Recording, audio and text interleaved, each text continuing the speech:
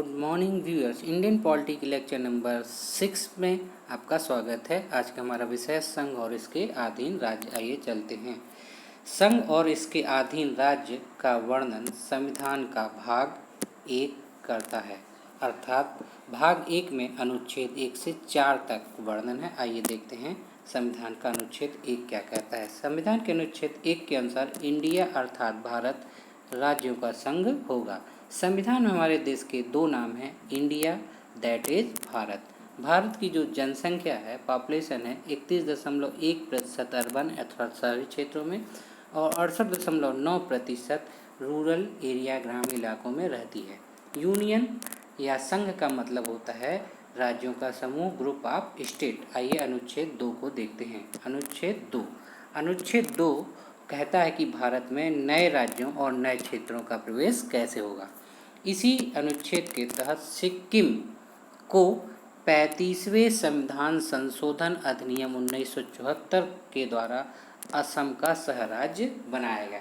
बाद में सिक्किम को पूर्ण राज्य भारत के 22वें राज्य के रूप में संविधान संशोधन अधिनियम 36वां के द्वारा 1975 में बनाया गया। आइए देखते हैं अनुच्छेद 3 क्या कहता है।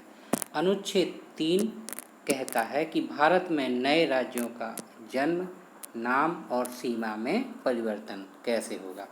यह अनुच्छेद 3 संविधान का ऐसा इकलौता अनुच्छेद है जिसकी प्रक्रिया शुरू करने के पहले राष्ट्रपति की अनुमति अनिवार्य होती है। इसको याद रखिएगा, राष्ट्रपति की अनुमति अनिवार्य होती है। संसद इसमें बहुत महत्वपूर्ण रोल निभाती है। संसद क्या कहती है, can create a new state, यानी संसद को अधिकार है कि वह नया राज्य बना सकती है।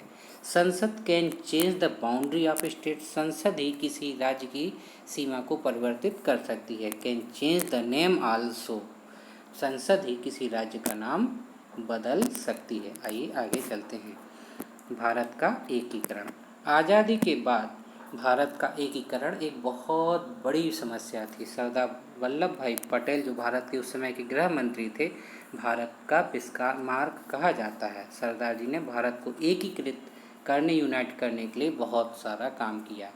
उस समय जितनी भी रियासतें थी करीब 566, वो अपने अनुसार भारत और पाकिस्तान में सम्मिलित हो गई थी। जो 3 रियासतें थी जो भारत में न सम्मिलित हुई थी न पाकिस्तान में, इनमें से हैदराबाद को सैनिक अभियान द्वारा 1947 में भारतीय संघ में सम्मिलित कराया गया। दूसरा, जूनागढ़ जनमत संग्रह द्वारा 1948 में भारत में सम्मिलित कराया गया। तीसरा, जो कश्मीर था, ये आज़ाद था उस समय, 1942 में विलय के माध्यम से भारतीय संघ में सम्मिलित कराया गया। आज़ादी के समय भारत में कुल 600 रियासतें थी, इनमें से 542 भारत में और 58 पाकिस्तान में चली गई। अब आज़ादी के बाद भी राज्यों का गठन एक बड़ी समस्या के सामने रूप में आया। अधिकतर मांग क्या उठ रही थी कि दक्षिण भारत में विशेषकर भाषा के आधार पर आंध्र क्षेत्र को राज्य बनाया जाए। इस संबंध में निम्न कमीशन और समितियां बनाई गई। जो पहला कमीशन बनाया गया सन 1948 में, वो उसके अध्यक्ष थे SK धर, ये रिटायर्ड जज थे हाई कोर्ट के। इनके लिए विचार बिंदु ये था कि राज्यों के गठन का आधार क्या हो। इन्होंने अपनी रिपोर्ट में सुझाव दिया कि राज्यों का गठन का आधार भाषा ना हो।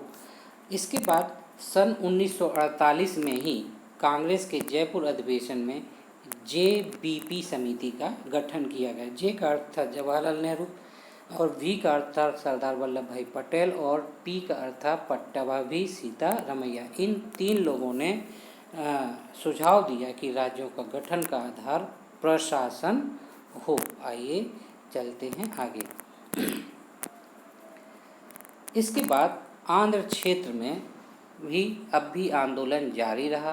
तेलुगु भाषियों द्वारा किए गए आंदोलनों में पोट्टी श्री रामल्लू, इसको याद रखिएगा, कि आमरण अनशन के दौरान मृत्यु हो गई। इसके बाद 1 अक्टूबर 1953 को भाषा के आधार पर भारत में जो पहला राज्य बना उसे आंध्र प्रदेश कहते हैं, याद रखिएगा।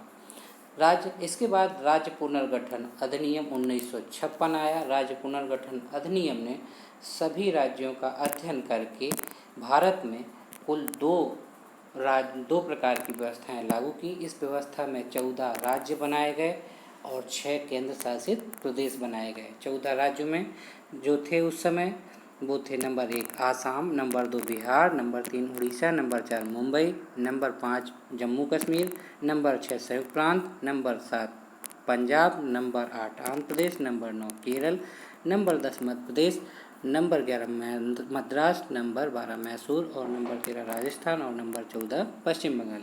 इसके अलावा जो 6 केंद्र शासित प्रदेश थे उसमें दिल्ली, त्रिपुरा, अंडमान निकोबार, हिमाचल, मणिपुर और लक्षद्वीप। वर्तमान में भारत में कुल 28 राज्य और 8 यूटीएस या केंद्र शासित प्रदेश हैं। आइए चलते हैं कि भारत में 14 राज्यों के बाद 15वां राज्य कैसे बना। 15वां राज्य गुजरात बना। यह 1960 में बना। इसको बम्बई से अलग करके बनाया गया। बम्बई महाराष्ट्र कहा जाने लगा। 16वां राज्य नागालैंड 1962 में बना। इसे आसाम से अलग करके बनाया गया। आसाम से अलग करके बनाया गया नागालैंड स्टेट एक्ट 1962 के माध्यम से। 17वां राज्य बना आपका हरियाणा 1966 में। इसको पंजाब से अलग करके पंजाब पुनर्गठन एक्ट 1966 के माध्यम से बनाया गया। 18वां राज्य बना हिमाचल प्रदेश 1970 में, जो हिमाचल प्रदेश पहले एक यूटीएस था, केंद्र शासित प्रदेश था। 19वां राज्य बना मेघालय 1969 में। इसे 23वें संविधान संशोधन द्वारा बनाया गया। आइए चलते हैं 20वें और 21वें राज्य के लिए। 20वां राज्य त्रिपुरा और 21वां राज्य मणिपुर सन 1975 में बनाए गए। 22वां राज्य बना सिक्किम 1975 में। 23वां राज्य बना मिजोरम 1986 में। 24वां राज्य बना अरुणाचल प्रदेश 1986 में। अरुणाचल प्रदेश का पहले नाम था नेफा। नेफा का अर्थ होता था नॉर्थ ईस्ट फ्रंटियर आसाम। 84वां संविधान संशोधन 2000 हुआ। इसके तहत 3 राज्य बनाए गए। पहला राज्य बनाया गया 26वां छत्तीसगढ़, 27वां बनाया गया उत्तराखंड और 28वां बनाया गया झारखंड। ये सभी राज्य 2000 में बनाए गए, सन 2000 में। 25वां राज्य गोवा बनाया गया 1987 में। 29वां राज्य बनाया गया तेलंगाना 2014 में। इसके लिए BL कृष्णा समिति के आधार पर बनाया गया। अब आइए चलते हैं जम्मू कश्मीर पुनर्गठन अधिनियम 2019। जम्मू कश्मीर पुनर्गठन अधिनियम 2019 के द्वारा 31 अक्टूबर 2019 से जम्मू कश्मीर राज्य नहीं रहा, बल्कि इसे 2 यूटीएस केंद्र शासित प्रदेश में बांट दिया गया।